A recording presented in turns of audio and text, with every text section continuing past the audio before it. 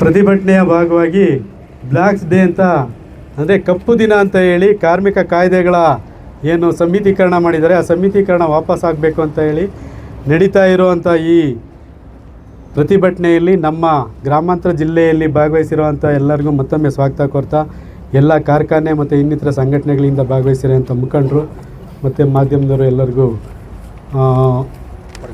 ಸ್ವಾಗತವನ್ನು ಕೋರ್ತಾ ಬಂಧುವಾಗಿ ನಾವು ಈ ಪ್ರತಿಭಟನೆಯನ್ನು ಅರೌಂಡು 2-2.5 ವರ್ಷದಿಂದ ನಿರಂತರವಾಗಿ ಮಾಡ್ತಾ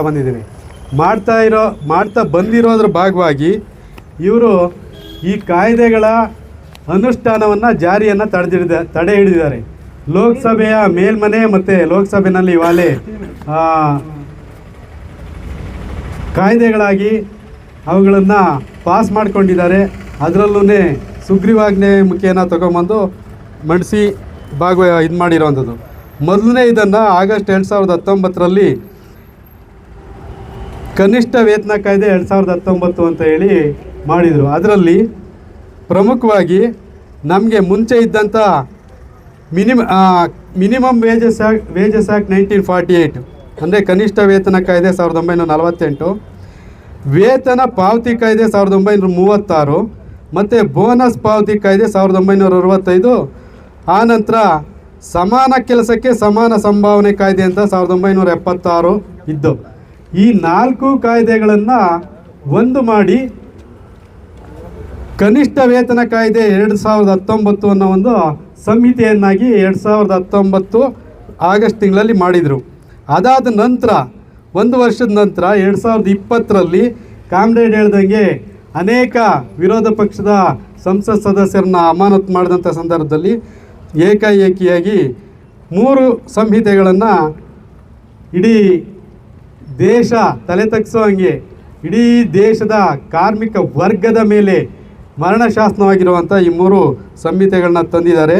ಅವ್ಯಾವ್ಯಾವು ಅಂತ ಅಂದರೆ, ಒಂದು ಕೈಗಾರಿಕಾ ಸಂಬಂಧಗಳ ಸಂಹಿತೆ ಅಂತ ಹೇಳಿ ಅದರಲ್ಲಿ 3 ಕಾಯ್ದೆಗಳು, ಪ್ರಬಲವಾದಂಥ 3 ಕಾಯ್ದೆಗಳನ್ನು ಅಳವಡಿಸಿದ್ದಾರೆ. ಒಂದು ಕೈಗಾರಿಕಾ ವಿವಾದ ಕಾಯ್ದೆ 1947, ವರ್ಕರ್ಸ್ ಪಾಲ್ಗೆ ಒಂಥರ ಈ ಕಾನ್ಸ್ಟಿಟ್ಯೂಷನ್ನು ಏನೋ ಬೈಬಲ್ಲು ಅಂತ ಎಲ್ಲ ಈ ಇದರಲ್ಲಿ ಯಾರು ಧರ್ಮಗಳಲ್ಲಿ ಹೇಳ್ತಾರಲ್ಲ, ಧರ್ಮಕ್ಕೊಂದೊಂದು ಆ ಥರ ಕಾರ್ಮಿಕ ವರ್ಗಕ್ಕೆ ಇಂಡಸ್ಟ್ರಿಯಲ್ ಡಿಸ್ಪ್ಯೂಟ್ ಆ್ಯಕ್ಟ್ ಅನ್ನೋದು ಆ ಥರ ಇದ್ದಂಥ ಇಂಡಸ್ಟ್ರಿಯಲ್ ಡಿಸ್ಪ್ಯೂಟ್ ಆ್ಯಕ್ಟ್ ಒಂದು. ಇನ್ನೊಂದು ಕಾರ್ಮಿಕ ಸಂಘ ಕಾಯ್ದೆ 1926ರಲ್ಲಿ ಸಂಘ ರಚಿಸ್ಕೊಳ್ಳಿಕ್ಕೆ ಮಾಡಿದಂಥ ಒಂದು ಕಾಯ್ದೆ. ಆಮೇಲೆ ಕೈಗಾರಿಕಾ ಸಂಸ್ಥೆಗಳ ಸ್ಥಾಯಿ ಆದೇಶಗಳ ಕಾಯ್ದೆ ಅಂದರೆ ಸರ್ಟಿಫೈಡ್ ಸ್ಟ್ಯಾಂಡಿಂಗ್ ಆರ್ಡರ್ ಕಾಯ್ದೆ 1948. ಈ 3 ಕಾಯ್ದೆಗಳನ್ನು ಆ ಸಂಹಿತೆಯಲ್ಲಿ ಅಂದರೆ ಕೈಗಾರಿಕಾ ಸಂಬಂಧಗಳ ಸಂಹಿತೆ 2020ರಲ್ಲಿ ಅಳವಡಿಸಿದ್ದಾರೆ. ಅದಾದ ನಂತರ ಸಾಮಾಜಿಕ ಭದ್ರತೆ ಸಂಹಿತೆ 2020, ಇದರ ಅಡಿನಲ್ಲಿ ಒಟ್ಟು 9 ಕಾಯ್ದೆಗಳನ್ನು ತುರುಕಿದ್ರು. ಯಾವ್ಯಾವು ಅಂದರೆ, ಕಾರ್ಮಿಕರ ನಷ್ಟ ಪರಿಹಾರ ಅಧಿನಿಯಮ 1923, ಕಾರ್ಮಿಕರ ರಾಜ್ಯ ವಿಮಾ ಅಧಿನಿಯಮ 1948, ಕಾರ್ಮಿಕರ ಭವಿಷ್ಯ ನಿಧಿ ಮತ್ತು ಉಪಬಂಧಗಳ ಅಧಿನಿಯಮ 1952, ಉದ್ಯೋಗ ವಿನಿಮಯ ಕಚೇರಿಗಳ ಖಾಲಿ ಸ್ಥಾನಗಳ ಕಡ್ಡಾಯ ಅಧಿಸೂಚನೆ ಅಧಿನಿಯಮ 1959, ಹೆರಿಗೆ ಪ್ರಸೂತಿ ಅನುಕೂಲಗಳ ಅಧಿನಿಯಮ 1961, ಗ್ರಾಜ್ಯುಯಿಟಿ ಪಾವತಿ ಕಾಯ್ದೆ 1972, ಸಿನಿಮಾ ಕೆಲಸಗಾರರ ಕಲ್ಯಾಣ ನಿಧಿ ಕಾಯ್ದೆ 1981, ಕಟ್ಟಡ ಮತ್ತು ಇತರ ನಿರ್ಮಾಣ ಕಾರ್ಮಿಕರ ಕಲ್ಯಾಣ ಸೆಸ್ ಕಾಯ್ದೆ 1996, ಅಸಂಘಟಿತ ಕಾರ್ಮಿಕರ ಸಾಮಾಜಿಕ ಭದ್ರತಾ ಕಾಯ್ದೆ 2800. ಈ 9 ಕಾಯ್ದೆಗಳನ್ನು ಈ ಸಾಮಾಜಿಕ ಭದ್ರತಾ ಸಂಹಿತೆ 2020ರಲ್ಲಿ ತಂದರು. ಅದಾದ ನಂತರ 3ನೇದು ವೃತ್ತಿ ಸುರಕ್ಷತೆ ಆರೋಗ್ಯ ಮತ್ತು ಸೇವಾ ನಿಯಮಾವಳಿಗಳ ಸಂಹಿತೆ 2020. ಇದರ ಹೆಸರಿನಲ್ಲಿ ಒಟ್ಟು 14 ಕಾಯ್ದೆಗಳನ್ನು ಅದರಲ್ಲಿ ಇಟ್ಟಿದ್ದಾರೆ. ಯಾವ್ಯಾವು ಅಂದರೆ, ಫ್ಯಾಕ್ಟ್ರೀಸ್ ಆ್ಯಕ್ಟ್ ಅಂತ ಹೇಳಿ ಫ್ಯಾಕ್ಟ್ರೀಸ್ ಆ್ಯಕ್ಟ್ 1948 ಕಾರ್ಖಾನೆಗಳ ಕಾಯ್ದೆ 1948, ಪ್ಲಾಂಟೇಷನ್ ಕಾರ್ಮಿಕರ ಕಾಯ್ದೆ 1951, ಗಣಿ ಕಾಯ್ದೆ 1972, ಕಾರ್ಯನಿರತ ಪತ್ರಕರ್ತರು ಮತ್ತು ಇತರೆ ಪತ್ರಿಕೆ ನೌಕರರ ಸೇವಾ ಷರತ್ತುಗಳು ಮತ್ತು ವಿವಿಧ ನಿಬಂಧನೆಗಳ ಕಾಯ್ದೆ 1955, ಕಾರ್ಯನಿರತ ಪತ್ರಕರ್ತರ ವೇತನ ನಿಗದಿ ಕಾಯ್ದೆ 1958, ಮೋಟಾರ್ ಸಾರಿಗೆ ಕಾರ್ಮಿಕರ ಕಾಯ್ದೆ 1961, ಬೀಡಿ ಮತ್ತು ಸಿಗಾರ್ ಕಾರ್ಮಿಕರ ಉದ್ಯೋಗ ಷರತ್ತುಗಳ ಕಾಯ್ದೆ 1966, ಗುತ್ತಿಗೆ ಕಾರ್ಮಿಕ ನಿಯಂತ್ರಣ ಮತ್ತು ನಿರ್ಮೂಲನೆ ಕಾಯ್ದೆ 1970, ಮಾರಾಟ ಉತ್ತೇಜನ ನೌಕರರ ಸೇವೆಯ ಷರತ್ತುಗಳ ಕಾಯ್ದೆ 1976, ಅಂತಾರಾಜ್ಯ ವಲಸೆ ಕಾರ್ಮಿಕರ ಉದ್ಯೋಗ ಮತ್ತು ಸೇವೆಯ ಷರತ್ತುಗಳ ನಿಯಂತ್ರಣ ಕಾಯ್ದೆ 1979, ಸಿನಿಮಾ ಕೆಲಸಗಾರರು ಮತ್ತು ಸಿನಿಮಾ ಥಿಯೇಟರ್ ಕೆಲಸಗಾರರ ಉದ್ಯೋಗ ನಿಯಂತ್ರಣ ಕಾಯ್ದೆ 1981, ಡಾಕ್ ವರ್ಕರ್ಸ್ ಸುರಕ್ಷತೆ ಆರೋಗ್ಯ ಮತ್ತು ಕಲ್ಯಾಣ ಕಾಯ್ದೆ 1986, ಕಟ್ಟಡ ಮತ್ತು ಇತರ ನಿರ್ಮಾಣ ಕಾರ್ಮಿಕರ ಉದ್ಯೋಗ ಮತ್ತು ಸೇವೆಯ ಷರತ್ತುಗಳ ನಿಯಂತ್ರಣ ಕಾಯ್ದೆ 1996. ಒಟ್ಟು 13 ಕಾಯ್ದೆ. ಅದ್ರ ಜೊತೆಗೆ ಇದು ಮಂಡಿಸಿದಂತಹ ಬ್ಯಾಂಕ್ರಪ್ಸಿ ಆ್ಯಂಡ್ ಡಿಸಾಲ್ವೆನ್ಸಿ ಕೋಡ್ ಅನ್ನೋದನ್ನು ಸೇರಿಸಿ 14 ಕಾಯ್ದೆಗಳನ್ನು ಅವತ್ತಿನ ಸಂತೋಷ್ ಗಂಗ್ವಾರ್ ಅವರು ಮಂಡಿಸಿ ಅವ್ರು ಹೇಳಿದ್ದೇನು ಅಂತ ಅಂದರೆ 73 ವರ್ಷಗಳಲ್ಲಿ ಮಾಡಲಿಕ್ಕೆ ಆಗದೇ ಇರುವಂತಹ ಒಂದು ಗನಂದಾರಿ ಸಾಧನೆಯನ್ನು ಇದರೊಳಗಡೆ ನಾವು ಮಾಡ್ತಾ ಬಂದಿದ್ದೀವಿ ಅಂತ. ಕಾಮ್ರೇಡ್ ಆಗಲಿ ಹೇಳ್ದಂಗೆ ಮುಂಚೆ ನಮಗೆ ಮಿನಿಮಮ್ ವೇಜಸ್ ಕಾಯ್ದೆನಲ್ಲಿ ಕೆಲವು ಅನುಕೂಲಗಳು ಮತ್ತು ನಿಯಮಾವಳಿಗಳಿದ್ದು ಅವನ್ನು ಈ ಏನು ಮಿನಿಮಮ್ ವೇಜಸ್ ಆ್ಯಕ್ಟಲ್ಲಿದೆ, ವೇಜಸ್ ಆ್ಯಕ್ಟನ್ನು ಸಂಹಿತೆಯಾಗಿ ಮಾಡಿದ್ದಾರೆ.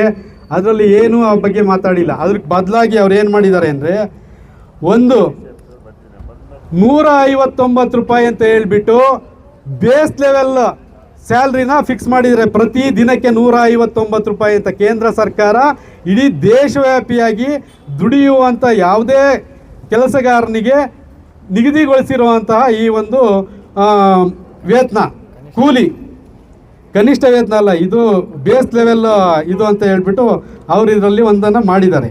ಅದಾದ ನಂತರ 8 ಗಂಟೆ ಕೆಲಸದ ಅವಧಿ ಏನಿದೆ ಅದನ್ನು 12 ಗಂಟೆ ಇದನ್ನು ಮಾಡಲಿಕ್ಕೆ ವಿಸ್ತರಿಸ್ಕೊಳ್ಳಿಕ್ಕೆ ಅವಕಾಶ ಮಾಡಿಕೊಟ್ಟಿದ್ದಾರೆ. ಓ ಟಿ ಕೆಲಸಕ್ಕೆ ಏನು ಪೂರ್ಣ ವೇತನದಲ್ಲಿ ಡಬಲ್ ವೇಜಸ್ ಕೊಡಬೇಕು ಅಂತ ಇತ್ತು, ಅದನ್ನು ಪ್ರೋರೇಟ ಆಧಾರದಲ್ಲಿ ಹೆಂಗೆ ಬೇಕಂದರೆ ಅವರು ಕೊಡ್ಬೋದು ಅನ್ನೋದನ್ನು ಮಾಡಿದ್ದಾರೆ. ವಿದ್ಯುತ್ ಜೊತೆಗೆ 10 ಮತ್ತು ವಿದ್ಯುತ್ ರಹಿತವಾಗಿ 20 ಜನ ಕಾರ್ಮಿಕರಿದ್ದರೆ ಅದನ್ನು ಫ್ಯಾಕ್ಟ್ರಿ ಸೆಕ್ಟರ್ಡೆ ನೋಂದಾಯಿಸಬೇಕು ಅದನ್ನು ಆ ಲಿಮಿಟನ್ನು 10ನ್ನು 20ಕ್ಕೆ 20ನ್ನು 40ಕ್ಕೆ ವಿಸ್ತರಿಸಿದ್ದಾರೆ. ಹಾಗೆ ಗುತ್ತಿಗೆ ಕಾರ್ಮಿಕರ ಕ್ರಮೀಕರಣಕ್ಕೆ ಏನು ಹಿಂದೆ ಒಂದು 20 ಜನರ ಮಿತಿ ಇದ್ದುದನ್ನು 50 ಜನಕ್ಕೆ ಹೆಚ್ಚಿದ್ದಾರೆ.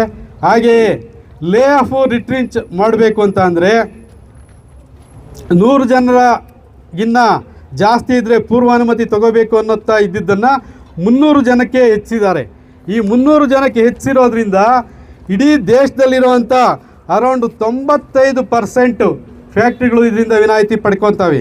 ಅದಲ್ಲದೆ ಕಾರ್ಮಿಕ ಸಂಘ 1926ಕ್ಕೆ ತಿದ್ದುಪಡಿ ತಗೊಂಬಂದು ಸಂಘದ ಮಾನ್ಯತೆಗೆ ಇದ್ದಂತಹ ಈ ಹಕ್ಕನ್ನು ಕೇಂದ್ರ ಸರ್ಕಾರ ಕಾರ್ಖಾನೆಯ ಮಾಲೀಕರಿಗೆ ಅದನ್ನು ವಹಿಸಿಕೊಡುವಂತಹ ಇದನ್ನು ಜರೂರನ್ನು ಇಟ್ಕೊಂಡಿದೆ. ಅದ್ರ ಜೊತೆಗೆ ಸಾಮೂಹಿಕ ಚೌಕಾಸಿನಲ್ಲಿ ಈಗೇನು ವ್ಯವಸ್ಥೆ ಇದೆ ಅದನ್ನು ತೆಗೆದಾಕಿ ಸಾಮೂಹಿಕ ಚೌಕಾಸಿಗೆ ನಾವು ಒಂದು ಏನು ಅಗ್ರಿಮೆಂಟ್ ಮಾಡ್ಕೊಳ್ಳಿಕ್ಕೆ ಲೆಟ್ರ್ ಕೊಟ್ಟರೆ ಅದನ್ನು ಮಾಲೀಕ ವರ್ಗ ಪರಿಗಣಿಸದೆ ಹೋದರೆ ಅದನ್ನು ತಗೊಂಡೋಗಿ ನಾವು ಲೇಬರ್ ಡಿಪಾರ್ಟ್ಮೆಂಟಲ್ಲಿ ಕೊಡಬೇಕು. ಲೇಬರ್ ಡಿಪಾರ್ಟ್ಮೆಂಟಲ್ಲಿ ಕೊಟ್ಟ 1 ವಾರದ ನಂತರ ಅದು ಡಿಸ್ಪ್ಯೂಟ್ ಆಗಿ ಕನ್ವರ್ಟ್ ಆಗುತ್ತೆ. ಡಿಸ್ಪ್ಯೂಟ್ ಆದ ನಂತರ ಆ ವಿಚಾರವಾಗಿ ಆ ಡಿಸ್ಪ್ಯೂಟು ಕ್ಲೋಸ್ ಆಗೋವರೆಗೂ, ಅಧಿಕಾರಿಗಳ ಮುಂದೆ ಎಂಡ್ ಆಗೋವರೆಗೂ, ಅದು ಕೋರ್ಟ್ಗೆ ಹೋಗಿ ಎಂಡ್ ಆಗೋವರೆಗೂ ಆ ವಿಚಾರವಾಗಿ ನಾವು ಏನಾನ ಪ್ರತಿಭಟನೆ ಮನ್ನಿತ್ರ ವಿಚಾರಗಳನ್ನು ಮಾಡೋಂಗಿಲ್ಲ. ಆ ವಿಷಯದಲ್ಲಿ ಏನೂ ಕೇಳ್ಕೊಂಡು ಹೋಗಂಗಿಲ್ಲ. ಕೇಳ್ಕೊಂಡು ಹೋದರೆ ಆ ಒಂದು ಏನು ಪದಾಧಿಕಾರಿಗಳಿದ್ದಾರೆ ಅವ್ರಿಗೆ 25,000 ರೂಪಾಯಿ ದಂಡ ಮತ್ತು 3 ತಿಂಗಳು ಜೈಲ ಶಿಕ್ಷೆಗೆ, 3 ರಿಂದ 6 ತಿಂಗಳು ಜೈಲು ಶಿಕ್ಷೆಗೆ ಅವಕಾಶನ ಒದಗಿಸಲಿಕ್ಕಾಗಿದೆ. ಸಾಮಾಜಿಕ ಭದ್ರತಾ ಕಾಯ್ದೆ ಅಡಿ ಇರುವಂಥ ಸಾಮಾಜಿಕ ಭದ್ರತಾ ಮಂಡಳಿಯ ಅಧಿನಿಯಮಗಳನ್ನ ಸಡಿಲಗೊಳಿಸಲಾಗಿದೆ. ಅದಲ್ಲದೆ ಫ್ಯಾಕ್ಟ್ರೀಸ್ ಆ್ಯಂಡ್ ಬಾಯ್ಲರ್ಸ್ ಡೈರೆಕ್ಟರ್ಸ್ಗೆ ಏನಿದೆ ಫ್ಯಾಕ್ಟ್ರಿಗೆ ಬಂದು ಇನ್ಸ್ಪೆಕ್ಷನ್ ಮಾಡಲಿಕ್ಕಿದ್ದಂಥ ಅಧಿಕಾರವನ್ನು ಕಿತ್ತಾಕಿದ್ದಾರೆ. ಅಷ್ಟು ಸಾಲದು ಅನ್ನೋದಲ್ಲದೆ ಬ್ಯಾಂಕ್ರಪ್ಸಿ ಆ್ಯಂಡ್ ಡಿಸಾಲ್ವೆನ್ಸಿ ಕೋಡಲ್ಲಿ ಈ ಯಾವುದೇ ಬಂಡವಾಳಗಾರ ಅವನ ಉದ್ಯೋಗವನ್ನು ಅವನ ಬಂಡವಾಳವನ್ನು ಹೂಡಲಿಕ್ಕೆ ಅಂತ ಹೇಳ್ಬಿಟ್ಟು ಬ್ಯಾಂಕ್ಗಳಲ್ಲಿ ಲೋನ್ ತಗೊಂಡಂಥ ಸಾವಿರಾರು ನೂರಾರು ಲಕ್ಷಾಂತರ ಕೋಟಿ ಅಮೌಂಟ್ಗಳನ್ನು ಅವರು ಕಟ್ಟಿದರೆ ಕಟ್ಬೋದು, ಬಿಟ್ಟರೆ ಬಿಡ್ಬೋದು. ಕಟ್ಟಲಿಲ್ಲ ಅಂತ ಅಂದರೆ ಅವ್ರ ಮೇಲೆ ಜೈಲಿಗೆ ಕಳಿಸ್ಲಿಕ್ಕೆ ಅಥವಾ ಅವ್ರ ಮೇಲೆ ಕಾನೂನು ಕ್ರಮ ಹೂಡಲಿಕ್ಕೆ ಮೊದಲು ಇದ್ದಂಥ ಆ ಅಧಿಕಾರವನ್ನು ತೆಗೆದು ಹಾಕಿದ್ದಾರೆ. ಅವರು ಕಟ್ಟಲಿಕ್ಕೆ ಬೇಕಾದಂಥ ಸಮಯವನ್ನು ಮಾಡ್ಕೊಳ್ಳೋದು. ಅಂದರೆ ಇನ್ನು 10 ವರ್ಷ ಆದರೆ ಆಮೇಲೆ ಕಟ್ಕೊಬೋದು, 20 ವರ್ಷಕ್ಕೆ ಕಟ್ಕೊಬೋದು, ಕಟ್ಕೊಂಡಲ್ಲೇ ಬಿಟ್ಕೊಂಡು ಹೋಗ್ಬೋದು. ಸರ್ಕಾರ ನಮ್ಮಿಂದ ಕಟ್ಟಿಸ್ಕೊಳುತ್ತಲ್ಲ ಟ್ಯಾಕ್ಸು, ಅದರಿಂದ ಅವ್ರಿಗೆ ವಿನಾಯಿತಿ ಕೊಡುವಂಥ ಒಂದು ಇದನ್ನು ತಂದಿಟ್ಟಿದ್ದಾರೆ. ಇವೆಲ್ಲ ಮಾಡಿಬಿಟ್ಟು ಕಾರ್ಮಿಕರ ತಲೆ ಮೇಲೆ ಬಂಡೆ ಎಳೆದು ಲಕ್ಷಾಂತರ ಕೋಟಿ ಕಾರ್ಮಿಕರ ದುಡಿಮೆಯನ್ನು ಕೆಲವೇ ಜನ ಉದ್ಯಮಿಗಳ ಜೋಬಿಗೆ ತಲುಪುವಂಥ ವ್ಯವಸ್ಥೆಯನ್ನು ಈ ಸರ್ಕಾರಗಳು ಮಾಡಿದ್ದಾವೆ. ಇದರಲ್ಲಿ ಕಾಂಗ್ರೆಸ್ಸು ಏನು ಚಕಾರ ಎತ್ತಿಲ್ಲ. ಮಾಡಿದರೆ ನಾವು ಮುಂದೆ ಇದನ್ನು ಚಾಲೂ ಮಾಡ್ಕೊಂಡು ಹೋಗ್ಲಿಕ್ಕಾಗುತ್ತೆ ಅಂತ ಸೈಲೆಂಟ್ ಆಗಿದ್ದಾರೆ.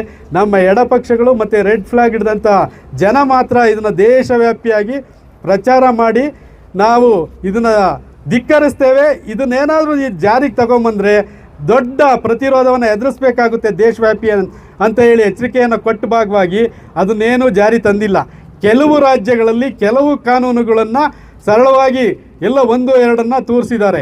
ಮೊನ್ನೆ ನಮ್ಮ ಬಸವರಾಜ ಬೊಮ್ಮಾಯಿ ಅವರು ಇದೇ ಕೆಲಸನ ಅವ್ರು ಇಳಿದು ಹೋಗುವಾಗ ಈ ಬಂಡವಾಳಶಾಹಿಗಳು ಮಾಡಿಕೊಂಡ್ರು. ಒಂದು ರಾತ್ರಿ ಪಾಳಿನಲ್ಲಿ ಮಹಿಳೆಯರನ್ನ ಬಿಡೋದು, ಎರಡನೇದು ಮಹಿಳೆಯರು ಕೆಲಸಕ್ಕೆ ಹೋಗಲಿಕ್ಕೆ ಅವಕಾಶ ಮಾಡಿಕೊಳ್ಳುವಂಥ ಕಾಯ್ದೆ, ಮತ್ತು ಇನ್ನೊಂದು 9 ಅವರು ನಮಗೆ ಎಕ್ಸ್ಟ್ರಾ ಕೆಲಸ ಮಾಡಲಿಕ್ಕಿದ್ದಂಥ ಒಂದು ವಾರದಲ್ಲಿ ಇದ್ದಂಥ ಅವಕಾಶವನ್ನು 12 ಅವರ್ಗೆ ಹೆಚ್ಚಿದ್ದು. ಇವೆರಡನ್ನು ಜಾರಿ ಮಾಡಿಬಿಟ್ಟಿದ್ದಾರೆ. ಅದಾದ ನಂತರ ಬಂದಂಥ ನಮ್ಮ ಸಿದ್ದರಾಮಯ್ಯನವರು ಅದಕ್ಕೆ ಸೈನ್ ಹಾಕಿ ಇವತ್ತು ಅದು ಚಾಲ್ತಿನಲ್ಲಿದೆ.